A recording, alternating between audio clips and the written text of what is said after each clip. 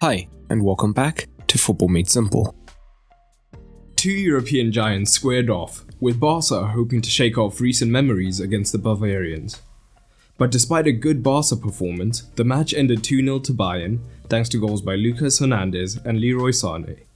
The XG showed that Barca may have had the higher quality chances, but were wasteful. But what tactics did both managers use? Let's take a look. We'll begin with Barca on the ball. And a lot of you do ask what software I use to edit, and it's called Once Analyzer, and I've teamed up with them, so they've given me a discount code so you can get 10% off. And it was already affordable to begin with, so any of you analysts can go ahead and click the link down below for the discount. So in open play, Barcelona generally lined up like this.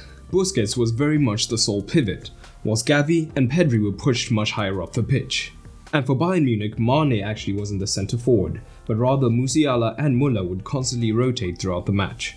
And at times, we would see Bayern defending higher up in more of a 4-4-2.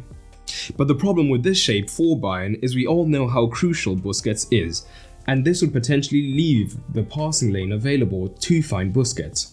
So instead we saw Nagelsmann adapt, and they looked to use more of a 4-2-3-1. And the front two used a sort of piston system when pressing. So, if Müller was pressing Araujo, for example, Musiala would be on Busquets, and if the ball went across laterally, Musiala would then move forward to press the centre-back, whilst Müller would drop onto Busquets, with the goal being not to give the centre-backs too much time and space on the ball, while still making sure that Busquets was covered. So here we see the front two of Müller and Musiala, and we can see that initially it is Musiala who is looking to tie up Busquets. But Araujo is beginning to make moves upfield, so Musiala looks to cut off his progression. And as soon as he does, we can see that Bayern don't want to leave Busquets free for too long, so Müller is already making his move towards him, and now is in close enough proximity to be covering the pass into him. Now that Christensen's on the ball, Müller begins to make his move towards the man, whilst Musiala returns to his duties on Busquets.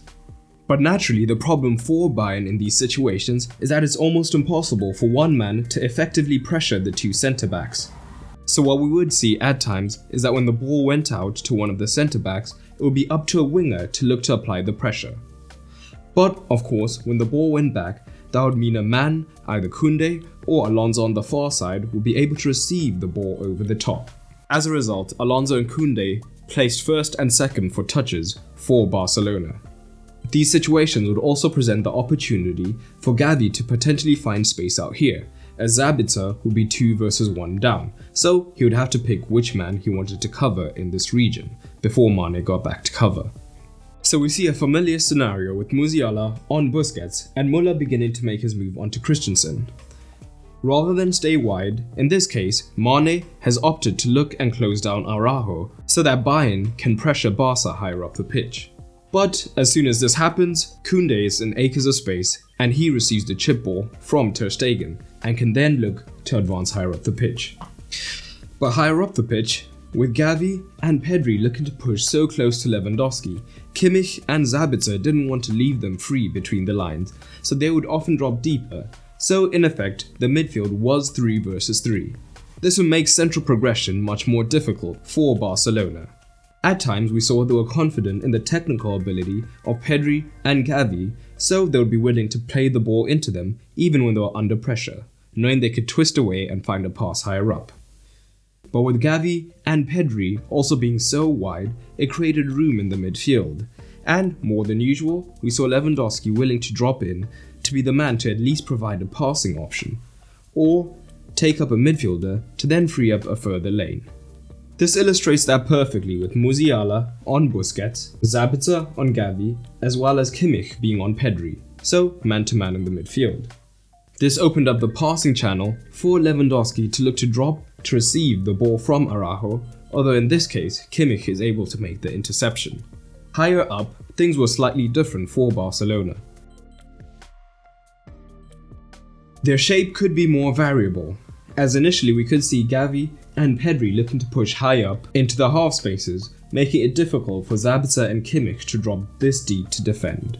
This would mean there would potentially be a passing angle for them to receive immediately, and alternatively, as we've seen Xavi likes to do with his positional play, Barca could first find the winger, which would then draw the fullback across, whilst the man in the half space could then make the run into the wide region, dragging across the centre back to open up a central passing lane, or if he's not tracked, he could receive in this region behind the fullback. Failing that, there's also a 1 versus 1 situation, where the quality of Rafinha 1 versus 1 would have the potential to shine, but Davies is a hard man to get past. So here we see Barcelona attempt the same play twice in quick succession. As we can see, they have a front 5, meaning that in this situation, it is Gavi as well as Dembele in the half spaces. So Rafinha is able to receive wide, drawing Davies, and Gavi is making the run in behind Davies, so Hernandez is dragged across. And we can see how much space is temporarily opened up between the centre backs. And running it on, within the same play we see a similar situation. Initially, Davies is narrow on Gavi, but once the ball goes wide to Rafinha, he has to come out wide to track him, and as a result, Hernandez is dragged out of position. And once again, space is opened up between the two centre-backs, where, with Lewandowski's excellent movement, he could potentially take advantage of it, or on another day, a midfield runner would make headway. But this shape made it extremely difficult for central progression, as Busquets would be the sole progressor. So Xavi was much more willing to use his fullbacks more traditionally, as we could see both Koundé and Alonso, although sometimes Koundé did remain deeper, pushing high up the pitch. With a fullback then providing the width, Dembele would often push up into Pedri's position, allowing Pedri to drop deep alongside Busquets to be the second man, so that progression could more easily be made with a 2 versus 1 in these deeper regions. So Pedri actually did end up having the second most touches for the side. And another thing we did see is where Kimmich had been tracking Pedri deep. When Pedri did move to receive from the centre-backs, Kimmich could temporarily be dragged out of position, opening up space here for either Dembele or the dropping Lewandowski to be found, and then turn to face the goal. So here we see the previously discussed situation, as Pedri is now operating deep as a second pivot, allowing Alonso to push higher up the pitch, and as a result, it is Dembele who is now operating the half-space region. This is even more evident in this situation. As we can see, Sabitzer is covering Pedri, and Kimmich is looking to cover the second midfielder in Gavi. So Gavi is now a second pivot alongside Busquets.